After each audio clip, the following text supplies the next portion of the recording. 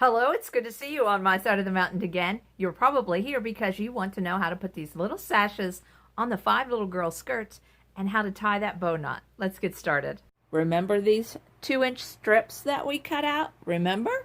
Or you can add not faux, why am I saying faux? I'm stuck on faux. Or you can add an adorable little sash that you can tie here at the waist and have it off center. Now here's how I'm going to do this. So let's take this set of 2 strips. I'm going to snip that edge off. Let me do that. I'm going to snip this edge off. Get that out of the way. Open it up.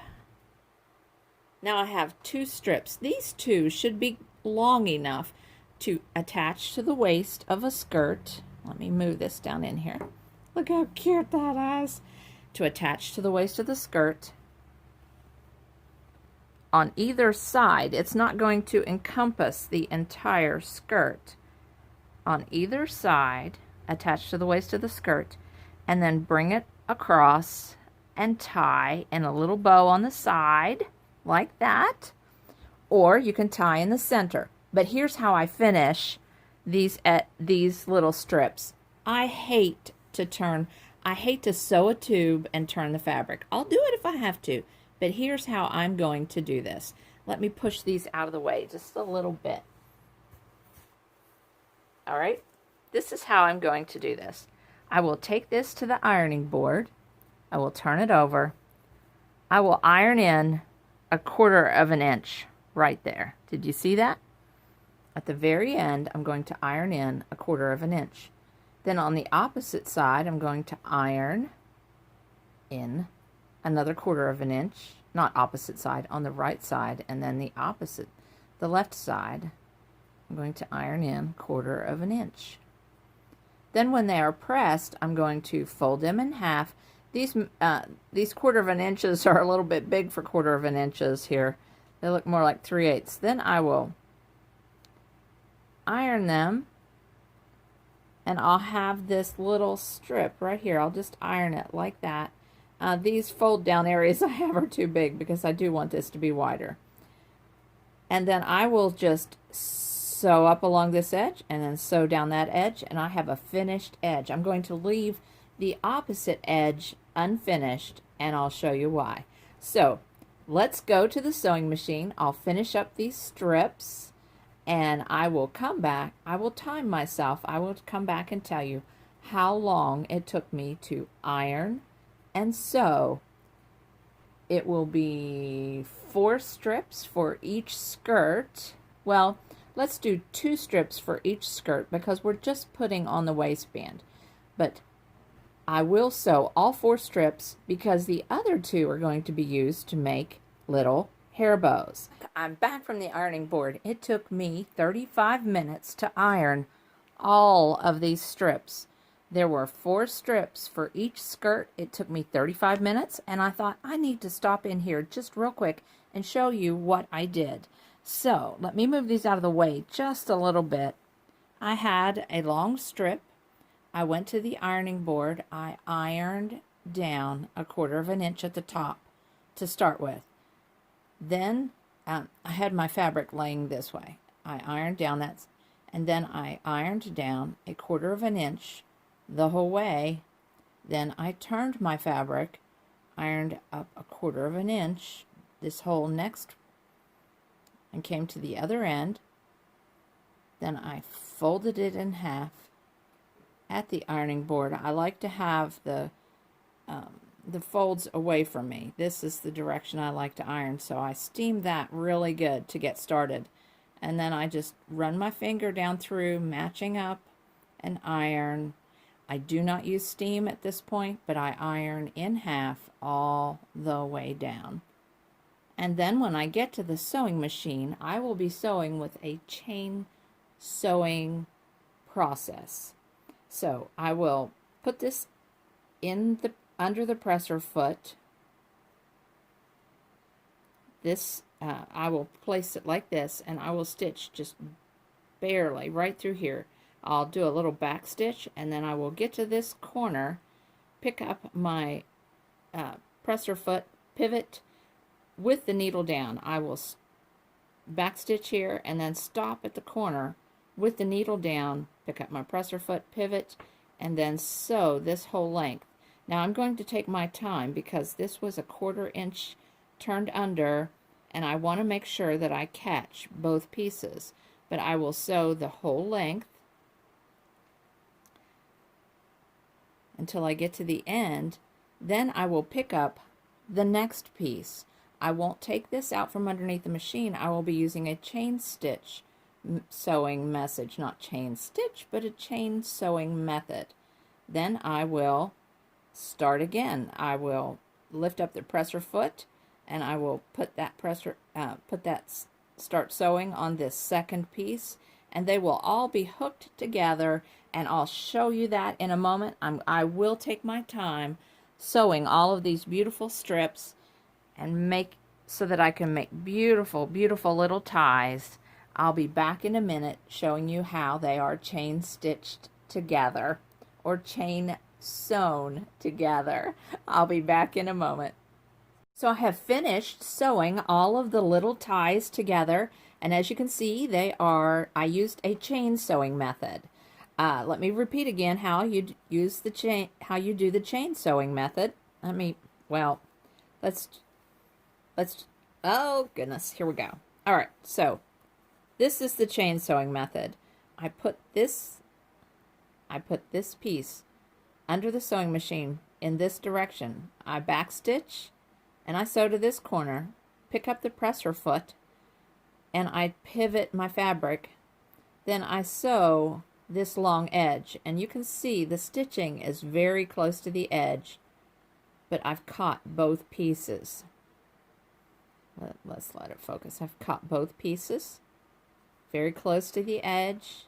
Makes a really nice treatment, but I continue sewing the whole way down until I get to the end. I back stitch just a little bit, and then this next piece I put under the presser foot just in that position, back stitch a little bit, pivot and turn, and then keep sewing. And all of these are attached together. Now I left one unsewn. There's something I need to show you. There is a little, you have your open ironed piece. Right before you put it in under the presser foot, you bring your pieces together like this, match everything up, and you're going to set it under the presser foot right here, start sewing right here to go across and then down. But look, these little ends will stick up. So here's what I do. I push them down in. There, see? Pushed down. It just took a second. I just pushed it down in, and then I keep this pinched so that they stay pushed down in there. I don't want those little tails poking up. And then I stick it under the presser foot. So that's my tip. Now I need to cut all of these apart. Let me grab a scissors. Cut all of these apart. I'll show you what the next step is I'm going to do. Oh, and this took 40 minutes. This was a very tedious job. Let me toss these out of the way. Let me grab another one of these green ones and demonstrate to you on the skirt how I'm going to be placing these little tie ends onto the skirt. You just sew right through the elastic. Now, pay attention. You have a sewn edge and a sewn edge. You can go ahead and put another, and this is a top stitch. This is a top stitch. It's about a 3 on my machine. You can go ahead and run another line of stitching right through here if you'd like. Totally up to you. But because there is just one line of stitching, I pay attention to both sides, how I place the tie ends. So here's what I'm going to do. I want these tie ends just to sit right at the waist. I don't want it to go all the way around the circumference of the skirt. I just want it from the waist to the front. And so I pay attention to how the how the stitching is. So this one, the stitching is on the bottom, and this one, the stitching will be on the bottom. It's just something that is pleasing to the eye. It's just a little detail to pay attention to. But here's how you sew this on. You grab a couple of pins. Had to grab my pins, your straight pins. You find the seam, the side seam of the skirt. You're going to want to place, this is the side seam. Now there's a little bit of bulk right there, so you don't want this tie to be immediately on the side seam. You're going to sew right directly in front of that side seam. So you're going, right here is the side seam. Right here is the side seam. I'm going to pin directly in front. And then I will just stitch right through that. You don't need to stretch the elastic, but the stitching will be in front of the seam. The next step is, after you stitch that in place, just use a top stitch or whatever, you trim that end off close, and then you fold this back over this direction, fold right back over, and then fold it right back over. Let me do this again. You stitch right here where the pin is in front of the seam. Then you're going to have a little tail.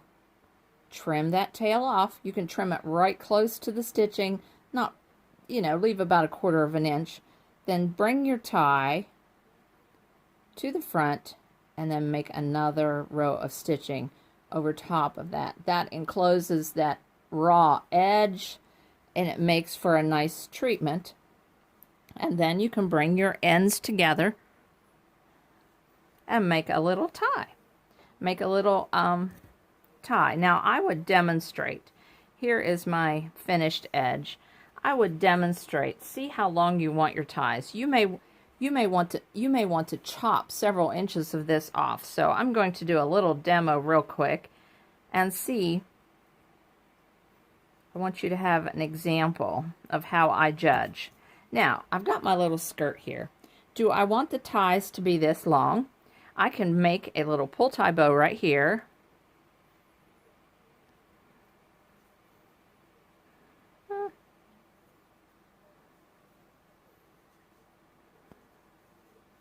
Like that. Of course, I would fuss with it and make it bigger. And that would be sufficient for a pull tie bow. But if I wanted, which is my original intention, to just make a little knot right here.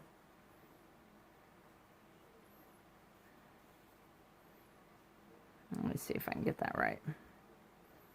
Just to make a knot and have it kind of off kilter. That's going to be way too long. So I need to cut at least, 5 inches off before I add it to the waistband. Let's tie the bow knot using the 2 strips that you sewed onto the side into this pink little skirt.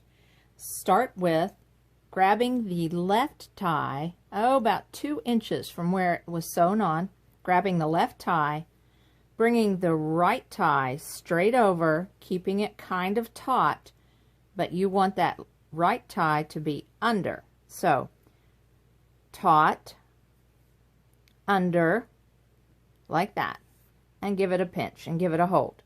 Now you're going to take the left tie and bring it under the right tie and back over. This right here is your knot. Now you're holding on as best you can. Then you grab the right, reposition that. You grab the right and bring it back to the right. Now the left tie is being pinched. You bring it underneath, through the area, through this little corner or V where the right came back across, and then feed this into the knot.